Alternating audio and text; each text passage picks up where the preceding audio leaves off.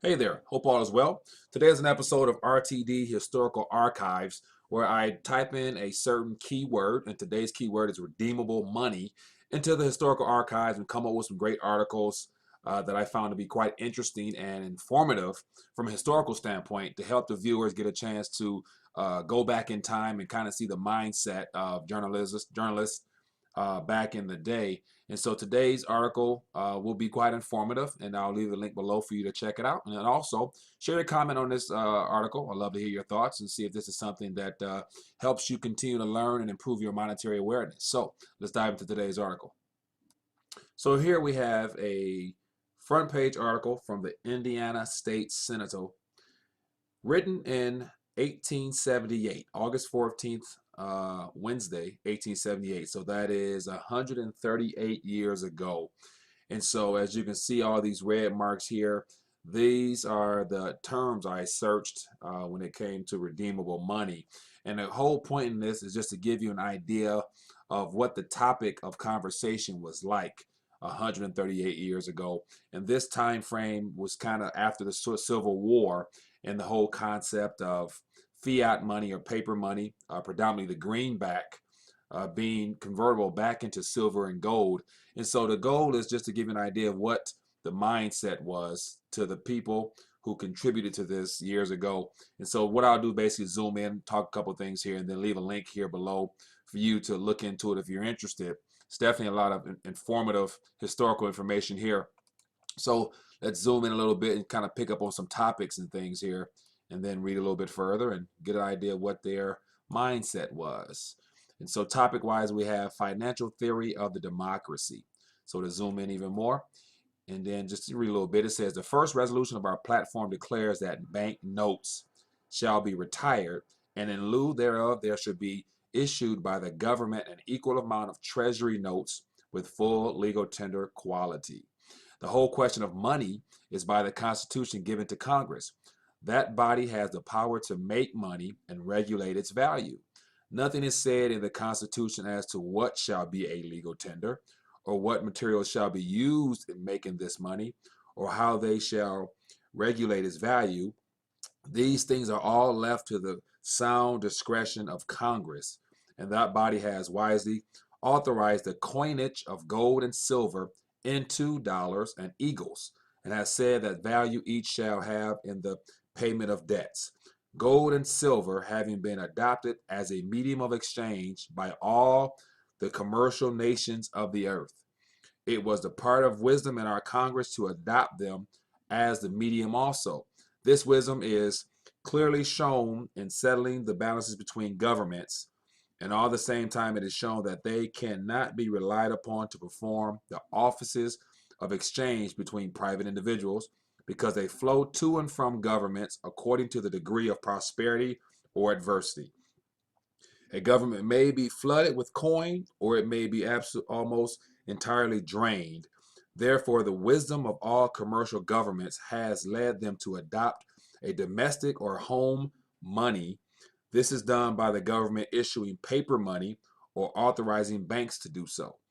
So it's interesting how talk about legal tender here and how Congress has the right to issue money, and therefore, and that gold and silver having been adopted as a medium of exchange by all the commercial nations on the earth. So this is 1878. So this is like mainstream news, wasn't questionable. Of course, we have the Federal Reserve, so much different story. And then the next one here, the cost of making money and who should make it. There is little or no profit to the government in coining gold or silver because of the cost of the bullion, but paper money is made of an article of but little value. Hence, the government or bank issuing it makes a great profit out of it, because they never part with a dollar of it unless they receive 100 cents in return. Therefore, when these facts are considered, you will readily understand why there is a contest as to who shall issue the paper money. So he's going to get into the idea of whether banks should issue it solely, state banks, national banks. So at this point, during this time, there was several mediums of exchange as form of paper. Of course, the Federal Reserve note wasn't issued yet. It says there has been any contest over the coinage of gold and silver. The raw material costs too much. All are willing, and that while the firm, the government may coin the precious metal, But our Republican friends have turned over to the banks the issue of 1/2 of the paper money of the country. And so once again, we get into the political spiel here where he said the Republican side of things have allowed the private banks or the small banks to issue paper notes as well, or bank notes rather. And then it goes on to say, and then pass a Resumption Act law to enable them to get the other half. Is not this an infamous fraud upon the whole people? I know of but one thing equal to it, and that is the formation of fast freight lines which enrich the freighting companies while they bankrupt the railways. So, a little bit of information there. And it says here, government should issue the money.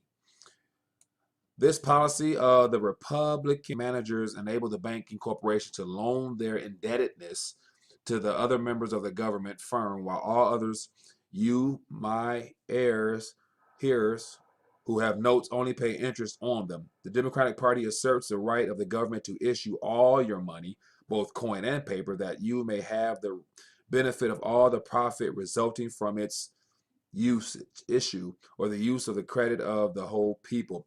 We demand, in the language of Jefferson, that the banks should surrender their currency and the issue of paper money be restored to the government to whom it belongs. But it is said that ruin and distress will follow the closing of the national banks.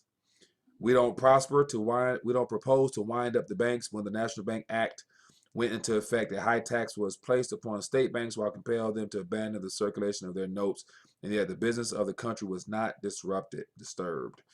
So interesting. A little more insight into their thought process.